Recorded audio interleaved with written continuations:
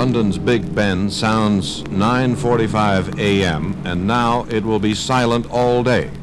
At Westminster, the funeral procession for Sir Winston Churchill is beginning.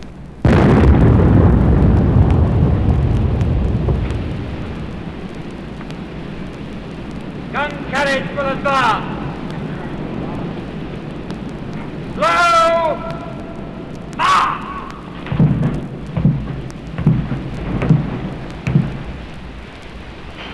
Navy enlisted men on foot draw the gun carriage.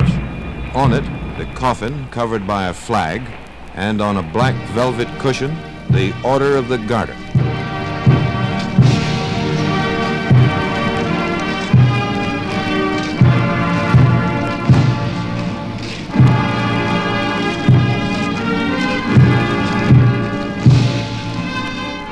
Moving slowly with him toward St. Paul's are all the British military in a solemn and stately half-step. Ahead of the gun carriage are the regiments of the Household Guard in their splendid uniforms and black bearskin hats.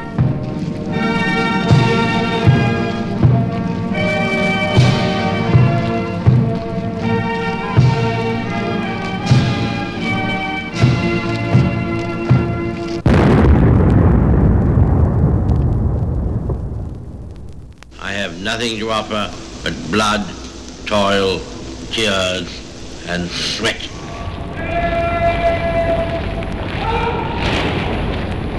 Of all the memories Sir Winston left to those who lived when he did, none will forget his words.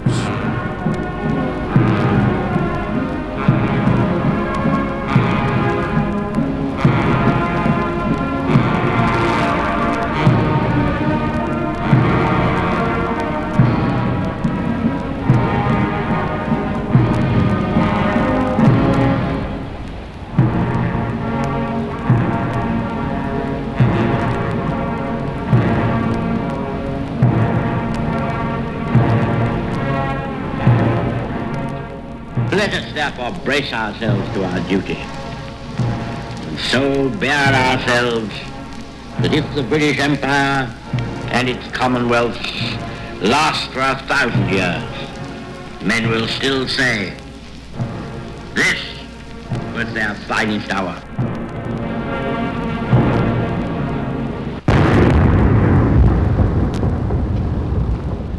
Never in the field of human conflict was so much owed by so many to so few.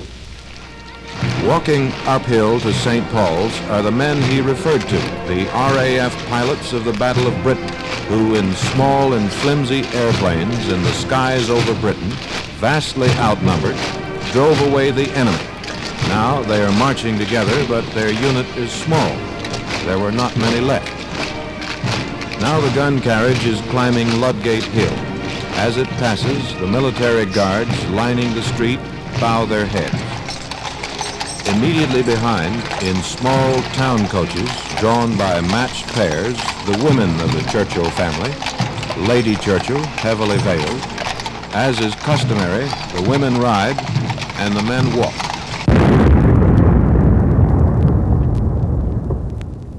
When I warned them that Britain would fight on alone, whatever they did, their generals told their Prime Minister and his divided cabinet, in 3 weeks, England will have her neck wrung like a chicken. Some chicken.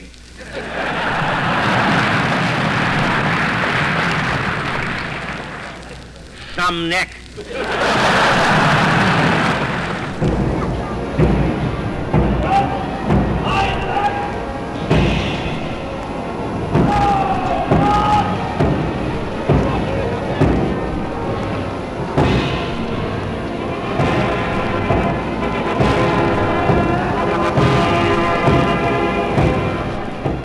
In Washington in 1941, he said in a speech to Congress, By the way, I cannot help but reflecting that if my father had been American and my mother British, instead of the other way around, I might have got here on my own.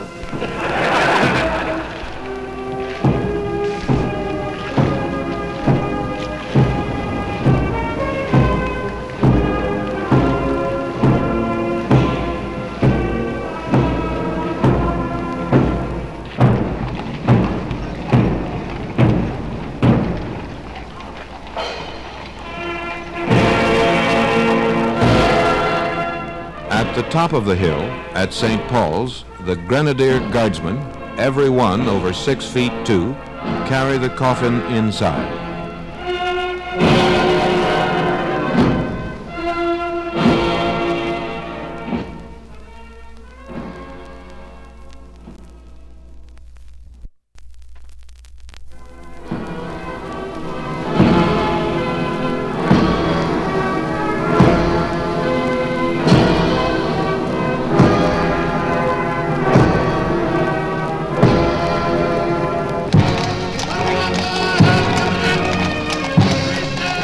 The Queen is there, and so are the kings, queens, presidents, prime ministers, and leaders of 112 countries.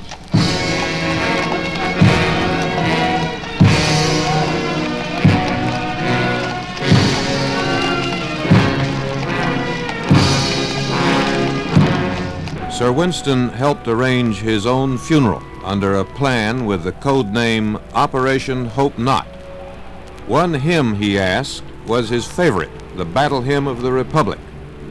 And so an American hymn was sung by the kings, queens, presidents, and leaders of the world.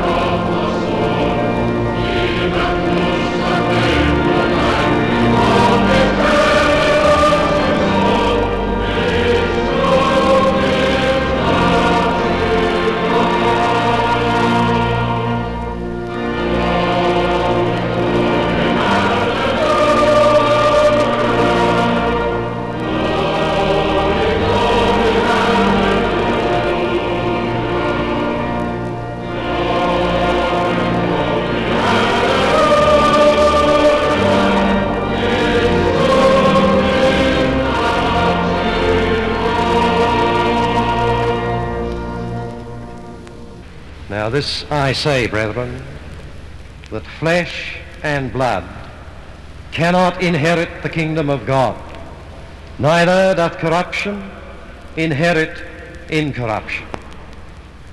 Behold, I show you a mystery.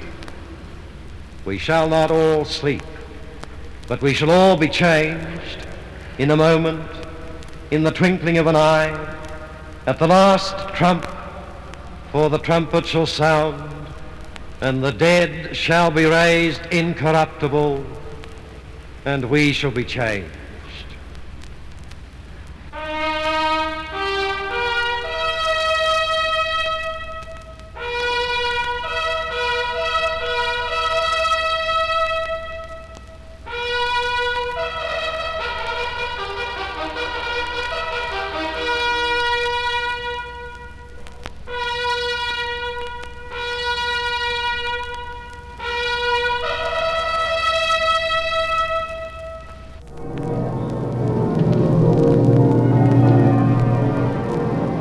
The ringing of the church bells, and General Eisenhower speaks a tribute.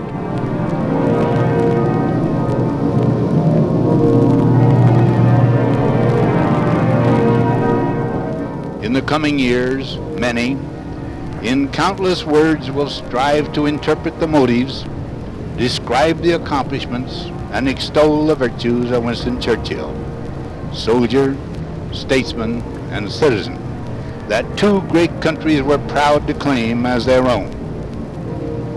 Among all the things so written or spoken, there will ring out through all the centuries one incontestable refrain. Here was a champion of freedom.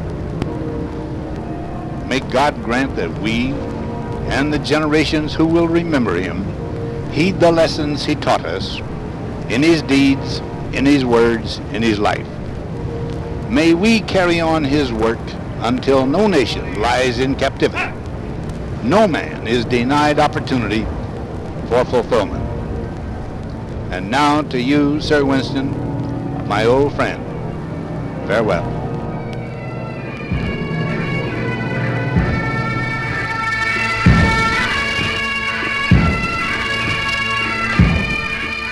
Now the procession moves to a barge on the Thames. On the other side, at Waterloo Station, a train is waiting for the trip to Blaydon Churchyard. And the British people say goodbye with respect, nostalgia, and affection, both to a man and to an era in their history, and ours.